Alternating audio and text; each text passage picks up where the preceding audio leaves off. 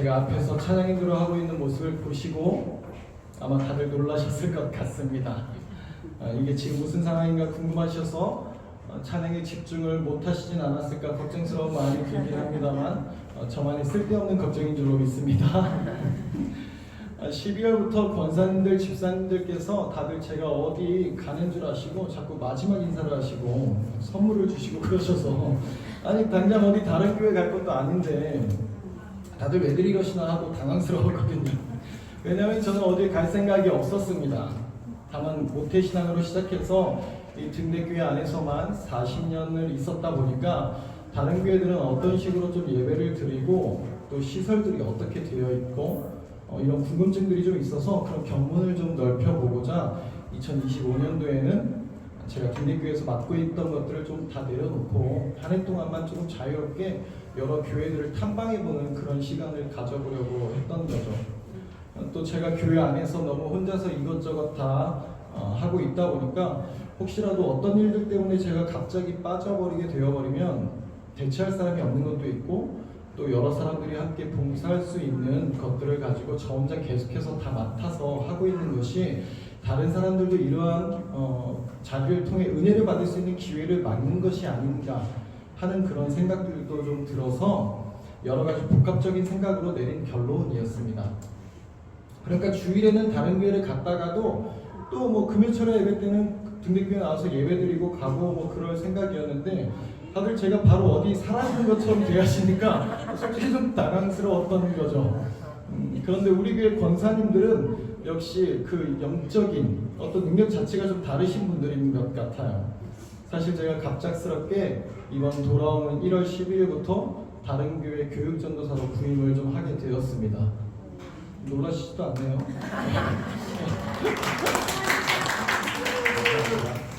전혀 예상치도 못하게 갑작스럽게 그런 일들이 좀 진행되었다 보니까 저도 당황스럽고 어안이 좀 벙벙한 겁니다.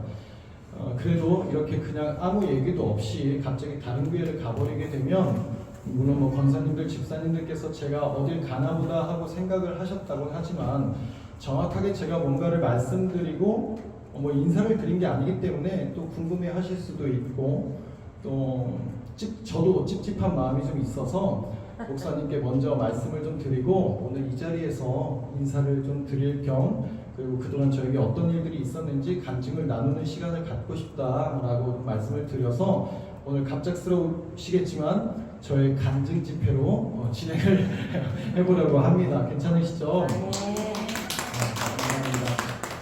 오늘 읽은 본문 말씀은 제가 2020년도에 카페를 오픈을 앞두고 개업 예배를 드리면서 받게 된 말씀입니다.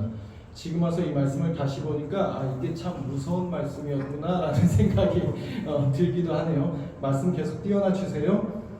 하지만 그 하나님께서 인도하시는 걸음이 사람의 생각으로 계획한 걸음보다 훨씬 더 좋은 길로 완전한 길로 인도하시는 걸음인 줄로 믿습니다. 하나님께서 저희 인생의 걸음을 어떻게 인도하셨는지를 그리고 왜 이렇게 갑작스럽게 다른 교회의 전도사로 나가게 되었는지를 짧은 시간이지만 저의 인생 전체를 놓고 좀 굵직한 얘기들로 나눠보려고 하는데요. 저의 삶을 이끌어 가시는 하나님께서 여러분들의 삶도 이끌어 가고 계심을 바라보시면서 이 시간을 통해 함께 삶을 돌아보고 주님을 다시금 바라볼 수 있는 귀한 시간이 될 수 있기를 소망합니다. 다들 아시는 바와 같이 저는 모태신앙입니다. 어머니 뱃속에서부터 등대교회를 다니고 있었고 등대교회에서 저희 40년 인생을 보냈죠. 어렸을 적부터 부모님을 따라서 주일 예배, 저녁 예배는 물론 철야 예배, 수련회, 부흥회 등등 그 모든 예배의 시간들을 함께 있으면서 여러 목사님들을 좀 보게 되었는데요. 그 어린 나이 때부터 저는 목사님들이 그렇게 멋있어 보였습니다. 주님을 위해 희생하고 헌신하는 그 삶의 모습이 너무 멋있어 보이는 거예요. 그래서 마음 한켠에서는 나도 저렇게 되고 싶다 라는 생각이 있는 반면 내가 감히 할 수 있는 자리가 아니야 라는 생각이 더 크게 자리를 잡고 있었어요. 왜냐하면 너무 멋있다는 생각이 들면서도 동시에 너무 힘들 것 같다는 생각도 드는 거죠. 그 어린 나이였음에도 불구하고 그분들의 삶의 이야기를 들어보면 쉽지 않은 삶의 모습인 것이 느껴지는 겁니다. 저는 하고 싶은 것도 많고 욕심도 많아서 애초부터 저 자신에 대해서 알고 있었기 때문에 목사가 되고 싶다라는 생각은 아예 욕심도 내지 않았던 거죠. 설령 만약에 하나님이 부르신다고 하더라도 저는 못합니다 하고서 거절할 생각이 그 어린 나이 때부터 이미 있었어요. 그러면서 하나님과 타협을 하는 겁니다. 하나님 생각은 반영되지 않은 저만의 타협인 거죠. 하나님, 저는 목사님은 너무 힘들어서 못할 것 같고 그 대신 제가 돈을 많이 벌어서 목사님과 교회를 지원할 수 있는 그런 사람이 되겠습니다. 그러니까 저 돈 많이 벌게 해주세요.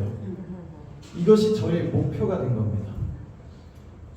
기특하긴 한데 사실 그 내면을 자세히 살펴보면 물론 정말 목사님과 교회를 지원하고 싶은 마음도 분명히 있기는 했습니다만 내가 잘 먹고 잘 사는 것이 기본이 되는 그 마음이 더 컸던 거죠. 아무튼 그렇게 저는 인생의 목표를 돈으로 삼았던 것입니다. 어떻게 보면 나름의 인생의 목표는 빨리 정해지는 거였어요. 돈을 많이 버는 것이었습니다. 그런데 문제는 그 많이에 대한 기준을 잘못 알고 있었던 거죠. 제가 만약 어릴 때부터 많이의 기준을 지금처럼 돈에 대해서 잘 알고 있는 때였다면 아마 다른 방향을 잡았을지 모르겠습니다. 예를 들어 돈을 많이 번다는 것이 얼마의 연봉을 버는 것인지를 먼저 설정을 하고 그 연봉을 벌려면 어떤 직업 또는 어떤 회사를 들어가야 되는지를 확인했겠죠. 그리고 그 회사를 들어가기 위해서는 어떤 학교 정도는 나와야 하는지를 알아보고 그것을 위해서 준비했을지도 모르겠습니다. 그런데 당시에 저는 그 많이의 기준이 그냥 돈을 버는 것 자체가 많이였던 거예요. 어린 당시에는 그냥 돈을 버는 게 많이 버는 것으로 생각을 한 겁니다. 그게 참 안타까운 거죠. 그래서 그 많이에 대한 기준이 그냥 돈을 버는 것으로 세팅이 되니까 빨리 돈을 벌고 싶은 게 목표가 되어버린 것입니다. 그러니까 돈을 빨리 벌 수 있는 실업계 고등학교를 선택하고 돈을 빨리 벌기 위해 대학교를 중퇴하는 선택을 한 거죠. 그러고서 돈을 빨리 벌기 위해 원치도 않는 직장에 취직해서 내 재능이나 성향과 상관없는 일을 하게 됐던 것입니다. 삶에 대한 목표가 단순하게 돈 버는 것이 되어버리니까 그 인생의 방향이 완전히 어긋나 버리게 되는 거죠. 그리고 그렇게 어긋난 방향은 계속 어긋난 길로 가게 되는 것입니다. 지금부터 제가 어긋난 방향으로 인생의 걸음을 살아가게 된 그 길을 본격적으로 말씀드리게 될 텐데 저에 대해 그동안 생각해 오셨던 그 바른 이미지들이 무너지게 되실 겁니다. 그래서 너무 걱정스럽긴 한데 그렇다고 너무 실망하지 마시고 비난의 눈초리로 쳐다보지 마시고 사랑과 긍휼의 마음으로 들어봐 주시기를 부탁드립니다. 네. 원하던 직장은 아니었지만 어쨌든 어딜 가도 항상 열심히 하는 스타일이니까 직장에서도 열심히 했습니다. 그 모습을 윗분들이 예쁘게 보여서 근무 기간에 비해서 좀 빠르게 준관리자까지 올라가게 된 것이죠. 그래서 회사에서 거의 유일무이하게 일반 사원들 중에서 가장 최단 기간의 부팀장이 됐습니다. 어느 날 회사에서 조기 축구를 할 때 알게 된 형님을 만나게 됐어요. 이 형님도 저를 반가워하는 거죠. 제가 또 축구를 잘했으니까 조기 축구에서 얼마나 또 이쁨을 받았겠습니까? 그래서 이 형님이 본사 쪽에서 일을 하고 있었는데 저에게 어느 날 이런 얘기를 하는 거예요. 야 종민아, 너 술 좀 잘 먹냐? 형이 부르면 바로 나와. 너 빠르게 올려줄게. 이 형님이 본사 쪽에서 일을 하고 있다 보니 회사의 여러 높으신 분들하고 관계가 잘 맺어져 있던 거죠. 그러니까 나름대로 저에게 잘 해주려고 말 그대로 저를 빠르게 키워주려고 좋은 의미로 그렇게 얘기를 해준 것이었습니다. 아무래도 높은 분들에게 잘 보이면 진급이나 좋은 부서로의 이동 같은 것들이 빠르게 될 수 있었을 테니까요. 그런데 그때까지만 해도 저는 믿음으로 굳건하게 서 있는 상태였습니다. 그래서 저는 술 못 먹는다고 하고 단칼에 거절을 한 것이죠. 아쉬움도 없었습니다. 그때 제가 이런 생각을 했거든요. 하나님께서 올려주시면 올라가는 거고 안 올려주시면 그냥 있는 자리에서 열심히 하면 되는 것이고 나는 사람에게 의지하지 않을 거야. 너무 기특한 생각이죠. 그래서 회식 자리가 있을 때마다 다들 술 따르고 마시고 하는 그 현장 속에서 저는 교회 다닌다고 딱 말씀을 드리고 믿음을 지켜내는 삶을 살아가고 있었습니다. 그러던 어느 날 팀장 자리에 공석이 한 두세 자리 정도가 나게 되는데요. 저는 당연히 부팀장들 중에서 제가 될 줄 알았습니다. 왜냐하면 부팀장들 중에서 제가 일을 제일 잘했다고 생각했거든요. 아니 실제로 제가 제일 잘했을 겁니다. 그런데 누가 되었을까요? 평소에 높은 분들하고 술자리를 같이 하던 녀석들이 그 자리로 올라가는 거예요. 아예 욕심이 없으면 모르겠는데 저는 욕심이 있는 사람이잖아요. 저도 빨리 팀장을 달고 싶었단 말이죠. 그래서 열심히 일을 했는데 일을 잘한 나보다 술을 잘 마신 저 녀석들이 팀장 자리를 먼저 올라가니까 너무 자존심이 상하는 겁니다. 저의 이러한 마음을 사탄이 놓치지 않는 거죠.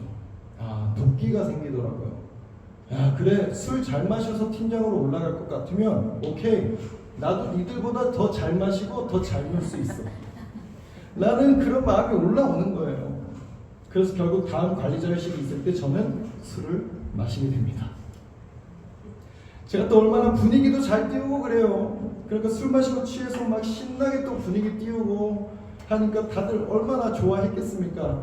야, 이렇게 잘 놀면서 그동안 교회 다닌다고 술 못 마신다고 뻥치고 말이야, 이렇게 잘 놀면서 다들 신나하는 거죠. 지금 생각해보니까 마귀들이 얼마나 신나했겠습니까? 그렇게 저의 삶은 추락하기 시작합니다. 처음이 어렵지 그 다음부터는 너무나 자연스럽게 마시게 되는 거죠. 이분들이 얼마나 예뻐하고 좋아했겠어요. 일 잘하죠, 술 잘 마시죠, 분위기 잘 맞추죠, 예의 바르죠. 그러니까 어디 술자리를 가게 되면 꼭 데리고 가는 겁니다. 이제는 어쩌다 한 번 있는 회식 자리에서만 술을 마시는 게 아니라 술 마시러 가는 것이 너무나 자연스러운 일상이 되어버린 거예요. 어떤 거래처나 어떤 다른 부서와의 술자리에도 막 데려가는 겁니다. 그리고 그것은 저에게 능력과 힘이 되는 거였어요. 권력과 자랑이 되는 거죠. 아무나 그렇게 그런 자리를 갈 수 있는 것이 아니니까요. 그 자리에 낄 수 있다는 것은 내가 윗분들에게 인정을 받는다는 증거가 되는 겁니다. 그러나 신앙적으로는 너무 힘들어지는 거죠. 그런 생활을 하면서 저희 마음 한가운데 왜 불편함이 없었겠어요? 이건 아닌데 라는 생각과 죄책감은 항상 있지만 이미 그것을 벗어날 수가 없는 겁니다. 사탄이 저의 약점을 얼마나 잘 알겠어요. 그렇게 관리자들하고 술자리를 계속 갔다 보니까 그 술자리는 단순하게 노는 자리가 아니라 그 술자리에서 회사의 여러 가지 업무와 인사가 관련된 너무나 중요한 얘기들이 오가는 것을 눈에 계속 보여주는 겁니다. 그러니까 나의 승진과 연봉과 이 회사 안에서의 어떤 성공을 이루려면 그 자리를 빠지면 안 되겠다는 생각이 들어가는 거죠. 그게 계속 누적이 되는 거예요. 인사권을 가진 자에게 잘 보일 때에 주어지는 그 혜택과 힘을 느끼게 되는 것입니다. 어려서부터 배워온 그리고 들어온 믿음에 대해서 너무나 잘 알고 있었는데 현실의 삶 속에서 그 믿음대로 살아가기란 너무나 어려운 것이 되어버린 겁니다. 예배 드릴 땐 말씀을 들으면서 마음을 다 잡았다가도 회사에 돌아가면 이미 오염된 그 모습 속에서 그것을 뿌리쳐내지 못하는 거예요. 그렇게 계속 괴로워하다가 결국 퇴사를 선택하기도 했습니다. 왜냐하면 그곳에서는 이미 돌이킬 수가 없겠는 거죠. 이제 와서 교회 다녀서 하나님 믿어서 하나님 믿는 사람이라서 술을 안 먹겠다고 하기엔 너무 일상이 되어버렸어요.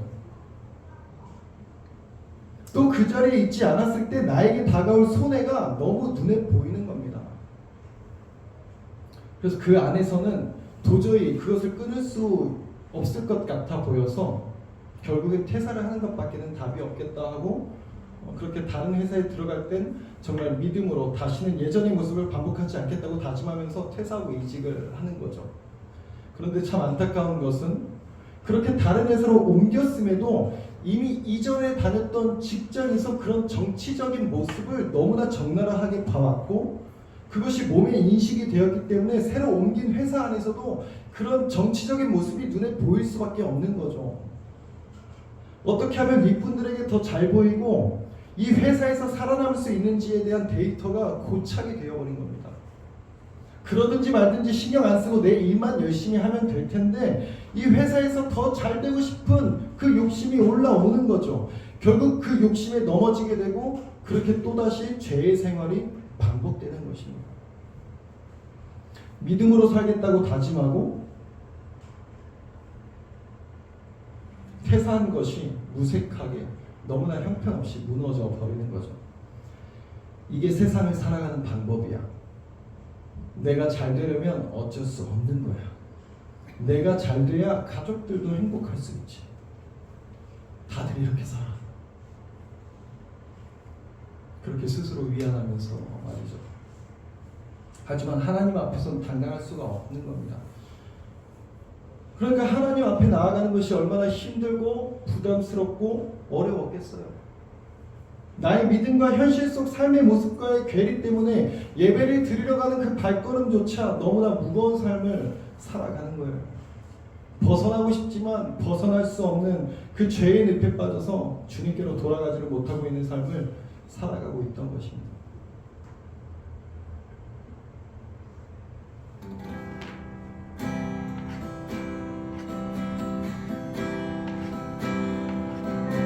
세상은 또 달라져 가는데 내 삶은 더 밀려나기만 하네. 이 땅 위에 내 자리는 어딜까, 어디에 있을까. 가사 띄워주세요.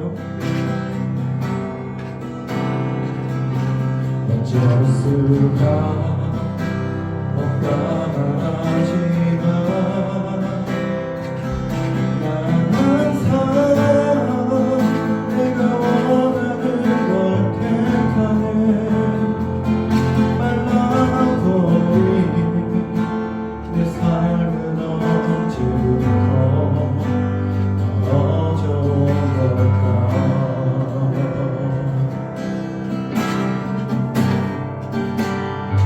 떠날 곳을 알면서 자꾸만 걸기만 해. 또 마르지 않으면 아직 잊어버리지 않을까.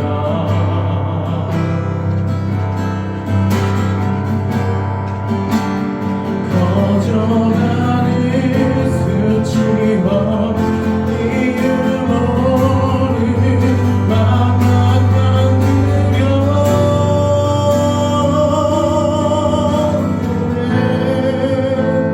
주께 돌아가는 길 발걸음이 무거워지네.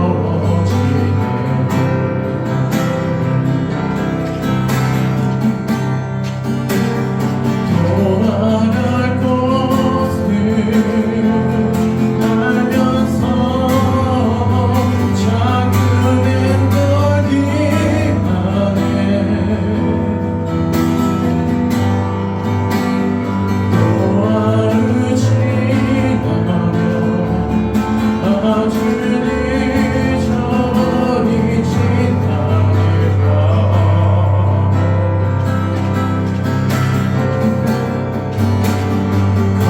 거저가는 수치와 이름 어린 맘만 두려워.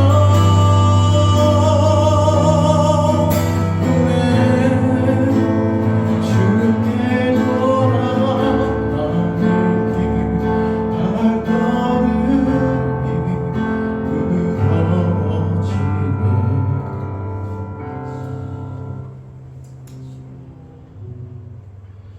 그러다 어느 날 결국 회사에서의 정치 싸움에서 크게 패하는 날이 생겼습니다. 온갖 누명을 쓰고 억울하게 불명예스럽게 회사를 그만두게 된 거예요. 그런 일을 겪으니까 사람에 대한 믿음이 완전히 무너지고 또 회사를 또다시 다닐 자신이 없더라고요.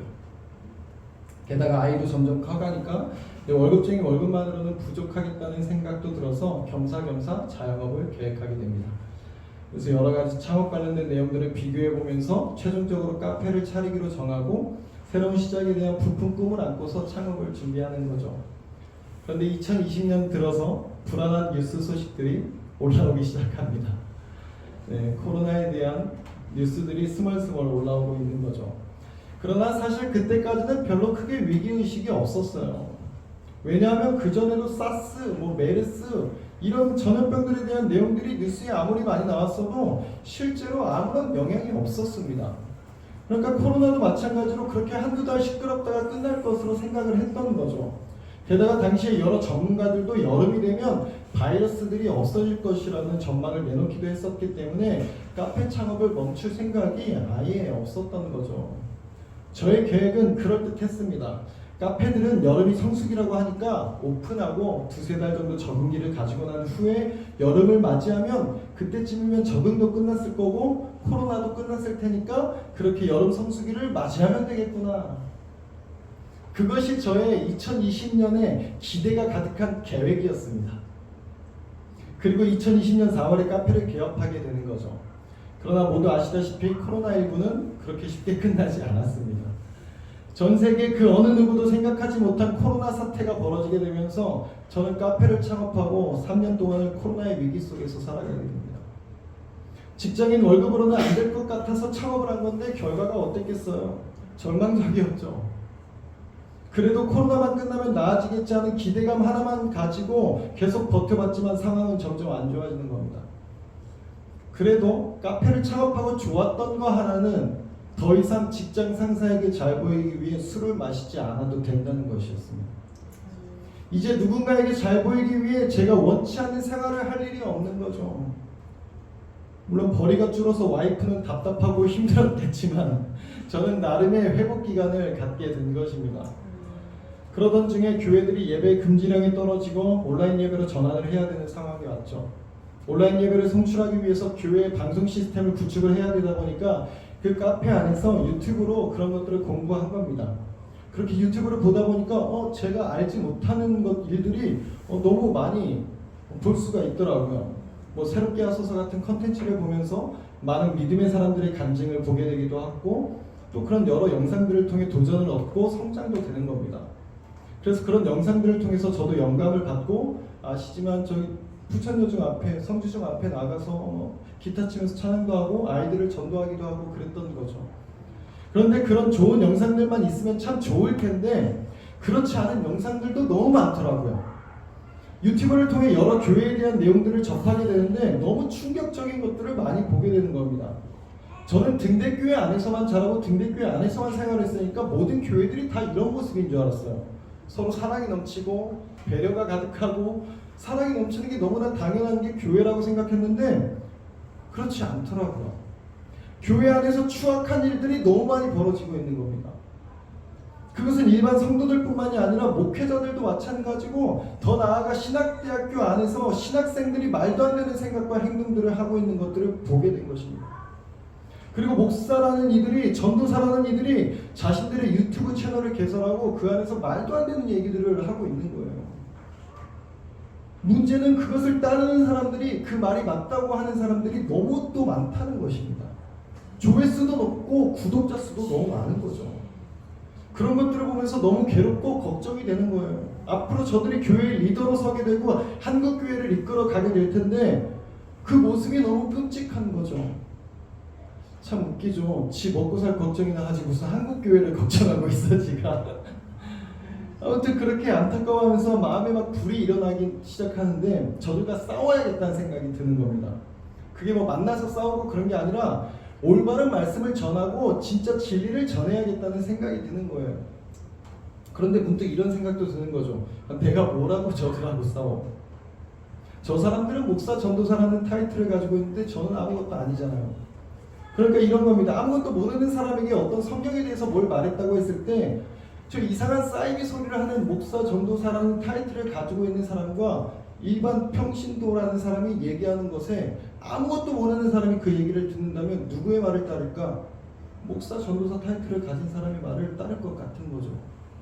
영향력이 없는 겁니다. 그러니까 혼자 고민을 하는 거죠. 최소 전도사 타이틀은 있어야 싸움을 붙든지 말든지 할 텐데 전도사 타이틀이 있으려면 어쨌든 신학과를 나와야 되는 거고 그게 또 걸림이 되는 거죠. 지금 당장 먹고 사는 문제도 겨우겨우 힘들어 죽겠는데 무슨 신학교냐고요. 그러니까 혼자 이렇게 생각했다가 저렇게 생각했다가 야간대학교를 알아보기로 했다가 방통대를 알아보기로 했다가 그러다가 현실을 직시하고서 아휴 내 삶이나 걱정하자 하고서 다시 막 반복을 하던 중에 일이 터졌습니다. 다들 너무 잘 알고 계신 교통사고를 당하게 된 거죠. 이 부분은 제가 앞에서 여러 번 말씀을 드렸어서 잘 알고 계시는 내용이겠지만 이야기의 흐름을 위해서 다시 또 말씀을 드립니다. 사고를 당하고 병원에 누워있으면서 생각을 해보니까 내가 만약 이대로 죽었다면 하나님 앞에 서게 되었을 텐데 하나님께서 너 뭐하다 살다 왔니? 라고 물어보신다면 뭐 하나 자랑스럽게 말씀드릴 수 있는 것이 아무것도 없는 겁니다. 그냥 돈만 쫓다가 돈에 허덕이다가 돈을 벌기 위해 나섰다가 교통사고 나고 죽은 인생밖에 안 되는 거예요. 그러니까 인생을 다시 되돌아보게 되더라고요. 내가 언젠간 하나님 앞에 반드시 서게 될 텐데 그때 하나님께 그래도 뭐 할 말이라도 있으면 어떻게 살아야 할까? 를 생각해 보게 된 겁니다. 그러려면 잘못 시작된 그 어긋난 부분부터 다시 고쳐야 할 필요가 있었습니다. 돈 때문에 선택한 선택들을 재정비해야 되는 것이었죠. 내가 진짜 원하고 내가 진짜 잘할 수 있는 내가 진짜 하고 싶어 했던 것이 무엇이었을까? 이 세상을 떠날 때 내가 기쁨으로 하나님 품에 안길 수 있는 삶은 어떤 삶일까? 저의 과거를 거슬러 올라가다 보면 정답이 있었습니다. 나는 못할 것 같아서 엄두도 못 냈던 그 자리. 하지만 내가 가장 멋있게 바라보고 동경해왔던 그 자리. 그러나 이것은 너무 터무니없는 말도 안 되는 일이었습니다. 나이는 곧 40을 앞두고 있었고 아이는 초등학교 고학년이 되어가고 있었어요. 벌어놓은 돈이 많은 것도 아니고 집안 경제가 여유롭고 넉넉한 형편도 아닙니다. 그렇다고 부모님께 기댈 수 있는 것도 아니죠. 아니 거기까지 갈 것도 없이 다들 아시다시피 뺑소니 가해자도 지금 못 잡아서 아무런 보험 처리도 안 되고 그 모든 비용을 고스란히 제가 다 돈으로 떠안아야 되는 상황이었어요. 지금 당장 병원비 그 500만 원도 막막하고 3개월 이상은 제대로 걷지도 못한대요.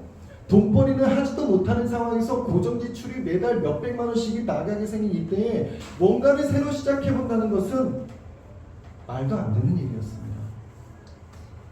그런데 하나님께서 계속 마음 가운데 신학대학교를 생각하게 하시는 거예요. 그러니까 제가 그런 마음이 들 때마다 너무 어이가 없어서 하나님한테 이렇게 기도했습니다. 하나님, 저 지금 신학대학교 갈 형편 아닙니다. 지금 막막해 죽겠는데 무슨 학교예요. 보내실 거면 이거는 해결해 주세요. 가해자 잡게 해주시고 이 병원비, 수술비 해결해 주셔야 돼요. 이거 해결해 주셔야 뭘 해도 할 거 아닙니까? 빚더미에 떠안게 생겼는데 무슨 학교냐고요. 그런데 이거 해결해 주시면 제가 군말 없이 가겠습니다. 그런데 병원을 퇴원할 때까지 가해자가 안 잡혔습니다. 그래서 원래는 수술이 끝나고 병원과 연계되어 있는 요양병원으로 옮겨서 계속 치료를 받아야 되는데 그 모든 비용 처리를 제가 다 해야 된다는 생각에 병원에 누워있을 수가 없겠는 거예요. 제가 퇴원하겠다고 할 때 모든 사람들이 다 말렸는데 이제 와서 하는 말이지만 제가 뭐 저라고 집에서 그러고 있고 싶겠냐고요. 병원에 있으면 그 하루하루가 다 비용이고 다 돈인데 그럴 수가 없는 겁니다. 하나님께 해결해달라고 기도는 했지만 불안함이 있으니까 그래서 그냥 퇴원을 하고 그렇게 힘들게 통원 치료를 받게 된 거였어요. 그렇게 퇴원을 하고 집에서 쉬고 있는 어느 날 경찰로부터 연락을 받게 됩니다. 가해자를 잡은 거죠. 그래서 그 모든 비용을 다 보험 처리로 돌리게 되고 먼저 결제했던 병원비도 환불받게 되고 모든 치료에 대한 비용을 보험 처리로 보상받게 되는 거예요. 나는 불안함이 어찌할 바를 알지 못하는 모습 가운데 있을 때에도 하나님께서 모든 것을 해결하시는 분이심을 믿습니다.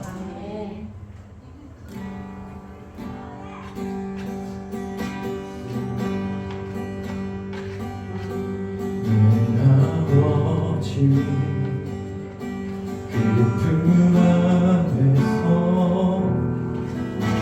내 영혼은 안전합니다.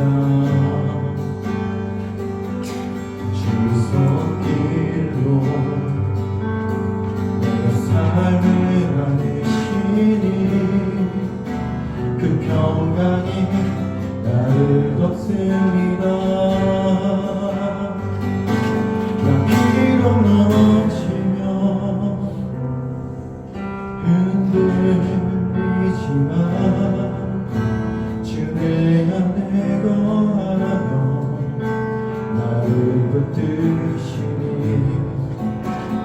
내 생각을 주께로 돌리고 주시는 평강의 옷을 입습니다. 주 약속 안에서 내 영혼 평안해. 내 뜻보다 크신 주님의 계획 나 신뢰해. 두려움 다 내려놓고 주님만 계시네. 주 안에서 내 영혼 안전합니다. 주 안에서 우리 영혼은 안전할 수 있습니다. 일단 사고에 대한 비용은 해결이 됐는데 이제 저에게 커다란 숙제가 하나 남게 된 거죠. 신앙대학교 입학에 대한 큰 숙제가 남은 겁니다. 어쨌든 하나님께 서원하는 것이 있고 하나님께서 응답을 주셨으니 이제는 제가 응답할 차례가 된 거죠. 그런데 이게 사람이 화장실 들어갈 때 다르고 나올 때 다르다고 분말 없이 간다는 게 쉽지가 않은 겁니다. 이제 와서 수능을 준비한다고 하는 것도 어려운 일이고 수시를 준비하는 것도 어렵고요. 그 중에 가장 큰 문제는 집사람이었습니다. 허락을 해주겠냐고요. 반응이 너무 뻔하게 보이는 거죠. 그래도 어쨌든 하나님께 약속한 게 있으니까 무시할 수는 없는지라 여러 고민 끝에 와이프에게 얘기를 꺼내게 됐습니다. 어느 날 집에서 저녁 식사를 하다가 제가 툭 던진 거죠. 나 신학대학교를 가보려고 해요. 이 말을 들은 집사람의 표정이 잊혀지질 않습니다. 그 순간에 집사람도 얼마나 많은 생각이 들었을까요? 내가 이 인간이랑 더 살아야겠나 싶지 않았겠어요? 직장 다닐 땐 술 때문에 힘들게 해. 창업하고선 벌이가 더 시원찮아져. 배달이라도 해서 돈 벌어오겠다고 오토바이 타고 나가더니 교통사고 당해서 다리가 부러져서 오질 않나. 그러더니 이제는 돈 버는 것도 아니고 대학교를 가겠다고 하는데 이거 정말 최악의 남편 아니냐고요. 그 얼굴에서 정말 온갖 감정과 생각들이 다 느껴지는데 그 짧은 순간이 얼마나 긴장감이 맴도는 시간이었을지 여러분 상상이 되십니까? 야, 네가 제정신이냐? 절대 안 된다. 제발 정신 좀 차려라. 뭐 이런 반응들을 생각하고 있었는데 모든 것을 체념한 목소리로 원서나 넣어보기나 해봐 라고 대답을 하더라고요. 나중에 본인 말로는 설마 붙겠어? 라고 생각도 있었고 하지 말라고 해도 안 할 인간도 아니라서 체념하고 대답할 거라는데 뭐 그 대답 덕분에 돌아올 수 없는 강을 건너게 돼버린 거죠. 아무튼 그렇게 집사람의 허락도 떨어지긴 했지만 그럼에도 사실 저도 걱정이 많았습니다. 일단 합격을 하게 될지도 모르는 거고 합격해서 대학교를 가게 된다고 하더라도 그것도 문제인 거예요. 돈도 돈이고요. 4년을 대학교를 다니고 졸업해서 바로 대학원을 들어간다고 하더라도 그 모든 과정을 다 마치는 때의 나이가 빨라야 47살인 겁니다. 그러니까 그 모든 것을 생각해 볼 때 이건 아닌 거예요. 될 수가 없는 겁니다. 상황적으로도 환경적으로도 모든 면에서 될 수가 없어요. 그렇게 걱정이 이만저만이 아닌 상태에서 어찌어찌 하루를 살아가다가 가족들과 함께 제주도로 여름 휴가를 가게 됐습니다. 2박 3일 일정으로 가게 되었는데 첫째 날에 하루를 즐겁게 보내고 저녁 식사를 하고선 숙소로 들어오는 차 안에서 하율이가 이런 말을 하는 거죠. 내일은 얼마나 더 좋을까? 부모 입장에서 이 딸아이가 부모와 함께하는 그 여행길을 기대하는 마음을 갖는다는 것이 얼마나 기쁘고 뿌듯하던지요. 아빠는 가족들과의 즐거운 여행을 위해 숙소를 알아보고 구경할 곳을 알아보고 어떻게 그 여행을 즐길 것인지 다 계획을 해놨습니다. 딸은 그저 아빠를 따라오기만 하면 되는 것이죠. 아빠는 그렇게 함께 따라오는 딸아이에게 아빠가 준비한 것들을 보여주면서 딸과 함께 즐거운 여행을 하는 거예요. 그래서 그런 딸이 너무 기특하고 예뻐서 야, 내일도 당연히 더 좋을 거야 라고 대답을 해주는데 순간 하나님의 마음이 느껴지는 겁니다. 아들아, 네가 할 거 없다. 아빠가 보여줄 거야. 즐거운 여행이 될 거야. 더 좋을 거야. 하나님께서 주시는 그 마음을 느낀 다음부터는 더 이상 걱정을 하지 않기로 했습니다. 그렇게 저는 서울신학대학교 신학과에 합격을 하게 됩니다. 그리고 20살 아이들과 함께 이사학번으로 대학교에 입학을 하게 됐죠. 20살 차이 나는 아이들과 함께 학교를 다니는 것이 한편으로는 민망하고 부담스럽고 창피한 마음이 들기도 했지만 그런 마음은 금방 사라지게 되었습니다. 하나님의 인도하심 가운데 너무나 즐겁고 은혜로운 학교 생활을 하게 된 것이죠. 물론 삶을 살아가는 일들 속에서 여전히 힘든 일들이 있고 어려운 일들이 계속되긴 했지만 이전의 삶과는 확연히 다르게 은혜와 감사가 넘치는 삶을 살아가게 된 것입니다. 하지만 솔직히 카페를 운영하면서 수업이 있는 날에는 학교를 가고 와이프가 가게를 봐주고 학교가 끝나면 다시 교대하고 그런 생활이 그리 쉽지만은 않았습니다. 어르신들이 보시기에야 너무 젊은 나이겠지만 저도 그래도 나름대로 40을 코앞에 둔 몸이다 보니까 20대의 그 팔팔한 체력만큼은 안 되는 거죠. 그래도 평소에 정말 열심히 최선을 다해서 공부하고 일하고 또 교회 일도 열심히 하고 그러면서 하루하루를 살아가다 보니까 어느새 1학기가 금방 지나가더라고요. 그리고 그렇게 열심히 산 것에 대한 보답처럼 성적도 너무 잘 받게 되었고 그 결과로 성적 장학금을 받게 되어서 2학기는 등록금 없이 다닐 수가 있게 되었습니다. 장학금이라는 걸 받아보니까 기분이 꽤 좋더라고요. 그래서 2학기도 열심히 했습니다. 그리고 2학기 성적에 대한 결과도 아주 만족스럽게 나와서 아직 결과가 나오진 않았지만 2학년 1학기에 대한 등록금도 장학금으로 해결이 될 수 있지 않을까 하는 기대를 가지고 있습니다. 사실 이 얘기는 제가 할까 말까 고민을 정말 많이 했는데요. 제 자랑처럼 비춰질 수 있을 것 같아서 얘기를 안 하려고 했는데 고민 끝에 굳이 하게 된 이유가 있습니다. 제가 공부를 잘했다거나 제가 똑똑하다고 자랑하려는 것이 아니라 이 등록금으로 그 생계로 걱정하고 염려하던 그 한 영혼에게 하나님께서 어떻게 인도하시고 어떻게 역사하셨는지 그 아무것도 없는 자의 삶에 하나님께서 어떻게 채우시고 일하셨는지를 나타내기 위해서 여러분께 말씀을 드립니다. 이 모든 것은 다 하나님께서 하셨습니다. 내 눈으로는 도저히 앞이 보이지 않는 그때에도 하나님께서는 일하고 계심을 보여주시더라고요. 나비 저물어 갈 때 빈들에서 걸을 때 그때가 하나님의 때 내 힘으로 안 될 때 빈손으로 걸을 때 내가 고백해 여호와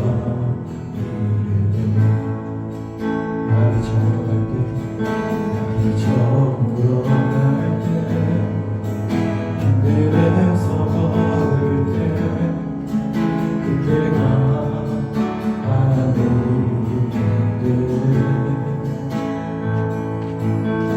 힘으로 안 될 때 빈손으로 걸을 때 내가 고백해 여호와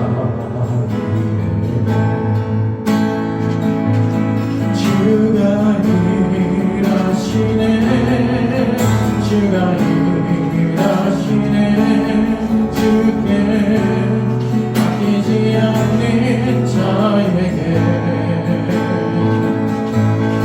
주가 일하시네 주가 일하시네 신뢰하면 없는 자에게 주님이 일하십니다. 이제 이야기가 끝을 향해서 가고 있는데요. 제가 원래 목사님께 한 30분 정도 준비하겠다고 말씀을 드렸는데 준비를 하다 보니까 좀 길어지더라고요. 언제 또 이런 기회가 있을지 모르고 또 시간이 애매하게 남으면 그것도 애매해질 것 같아서 기왕 시작한 김에 마무리까지 짓도록 하겠습니다. 그렇게 은혜 가운데서 학교 생활하면서 교회사 또 예배학 이런 과목들을 배우다 보니까 다른 교회에 대한 궁금증이 생기더라고요. 다양한 예배의 모습, 예배의 형태 뭐 이런 것들에 대한 궁금증이 생긴 거죠. 그런데 제가 이렇게 있다가 다른 교회로 사역을 나가게 되면 그 교회에서 또 오래 있게 될 텐데 그럼 또 여러 교회들을 볼 수 있는 기회가 없을 것 같은 거예요. 그래서 나름대로 2025년도에는 서두에 말씀드린 것처럼 1년 동안 다른 여러 교회들을 다녀보면서 견문을 좀 넓혀보는 그런 시간을 가져보고자 계획을 한 거였죠. 그렇게 12월에 찬양단 사역을 다 내려놓게 되면서 학교 과제도 해야 할 겸 간간히 금요 예배 때마다 다른 교회를 가봤습니다. 15년 동안을 항상 인도자의 자리에만 있다가 일반 회중의 자리에서 예배를 드려보니까 이게 또 느낌이 다르더라고요. 그렇게 두세 군데 정도 교회를 다녀보니까 이제 궁금증도 좀 해소가 되고 또 시야도 넓어지는 것 같아서 참 좋았습니다. 앞으로 1년 동안 다녀보게 될 교회들에 대한 기대가 막 생기는 거죠. 이렇게 은혜가 넘치는 시간들을 보내던 중에 청천벽력 같은 소식이 전해집니다. 바로 옆집에 커피집이 들어온다는 거예요. 옆 건물도 아니고 같은 건물 안에서 바로 옆에 말이죠. 요즘 제일 잘 나간다는 메가커피가 들어온다는 겁니다. 저희 아메리카노가 작은 사이즈가 3,200원이거든요. 그런데 메가커피는 더 큰 사이즈로 1,500원, 2,000원이니까 어떻게 해보려고 해도 도저히 경쟁할 수 있는 상황이 아닌 겁니다. 결국 돌아오는 계약일까지만 운영을 하고 정리하는 것으로 결정을 내리게 되었습니다. 인생이 참 버라이어티하죠. 아무튼 그렇게 정리를 할 생각을 하고 나니까 이제 또 생계를 해결해 나가야 할 문제 앞에 직면을 하게 되는 겁니다. 학교를 다니고 있으니까 어디 회사에 취직하기도 어렵고 그렇다고 또 뭐 다른 사업으로 창업을 하자니 그럴 수 있는 형편이 되지가 않습니다. 그나마 그래도 제가 신학생 신분으로 있으니까 다른 교회에 파트타임 사역자로라도 일을 할 수 있지 않을까 하는 생각이 들어서 교단 홈페이지나 기독교 커뮤니티 사이트에서 사역자 청빙 게시판을 보기 시작했습니다. 어디라도 가게 되면 그곳에서 단돈 얼마라도 80만 원이라도 100만 원이라도 사례비를 받으면서 또 다른 벌이를 할 수 있는 것들을 생각해 볼 그런 마음을 좀 갖게 된 거죠. 그런데 이것도 그리 쉬운 상황은 아니더라고요. 자격 요건을 보면 거의 대부분 대학원생 정도는 되어야 하든가 학부생이라면 3학년 이상은 되어야 지원이라도 해볼 수가 있는 겁니다. 게다가 또 40세 이하 이런 나이 제한도 있는 거예요. 뭐 하나 녹록치가 않은 겁니다. 하나님께서 알아서 보내실 곳에 보내시겠지 하는 마음을 먹었다가도 불안한 마음이 자꾸 드는 것은 참 연약한 인간으로서 어쩔 수가 없는 것 같습니다. 그래도 어쨌든 어디 지원이라도 해보려면 이력서는 있어야 되니까 짬나는 시간에 이력서라도 작성을 해놓자는 생각으로 교역자 지원용 이력서를 작성하게 됐습니다. 그런데 뭐 쓸 내용이 없는 거예요. 제가 어디 교회에서 전도사 경력이 있는 것도 아니고 이제 신학대학교 1학년 과정을 막 마친 상황에서 이것도 참 애매한 겁니다. 게다가 나이도 많아요.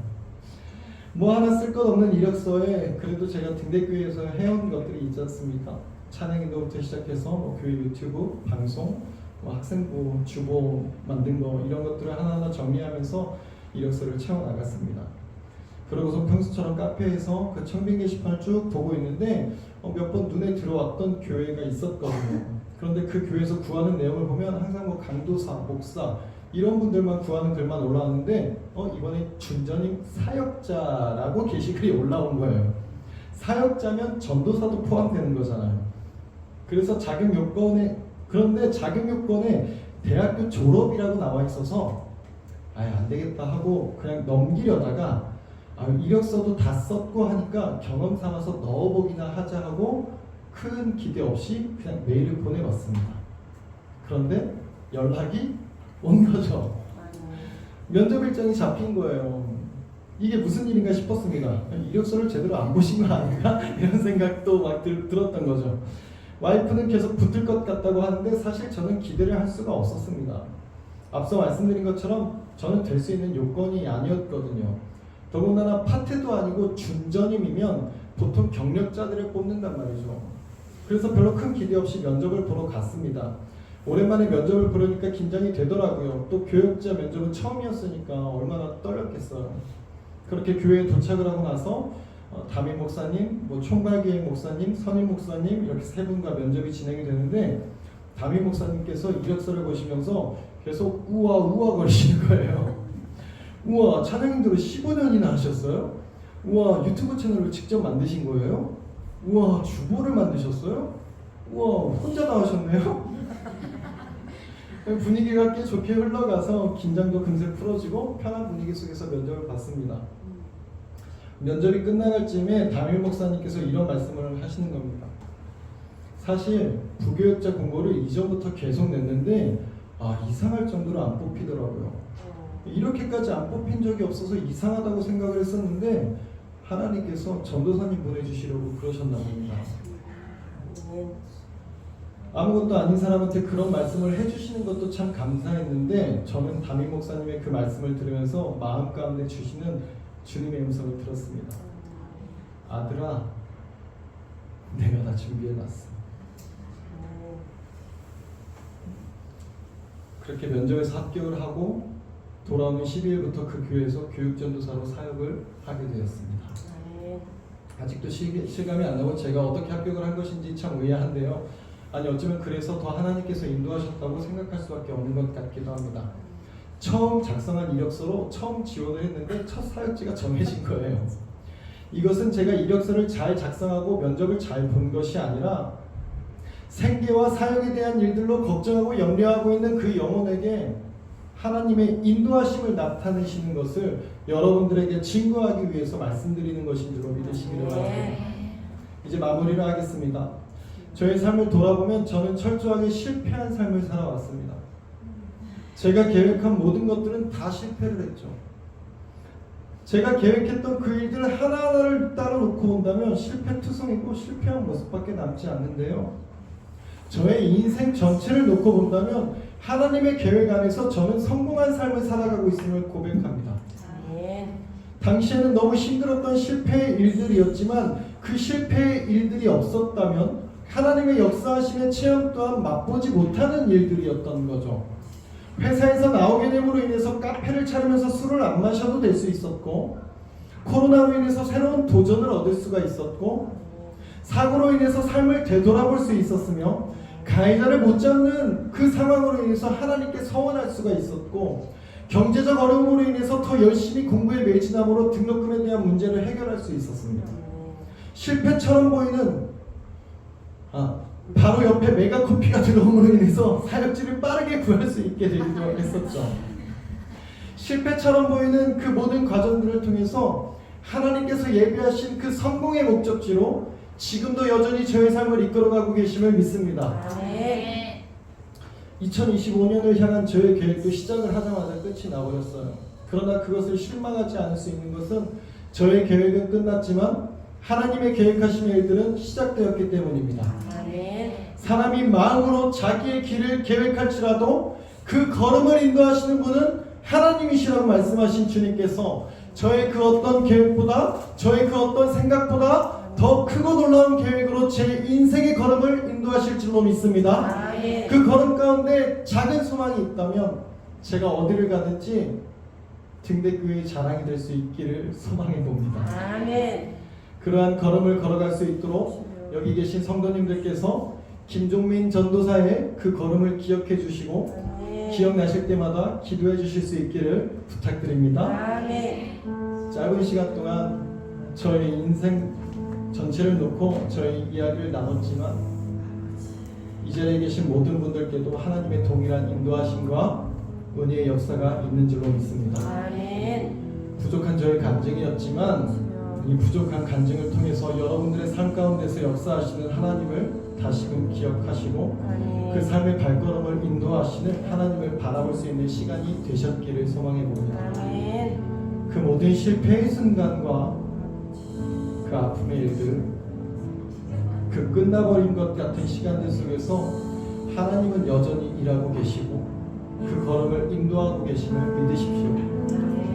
그러한 믿음으로 기쁨과 감사가 넘치는 주님과 동행하며 그 걸음을 나아갈 수 있는 우리 모두가 될 수 있기를 등대교회 성도님들이 되시기를 주님의 이름으로 축복합니다.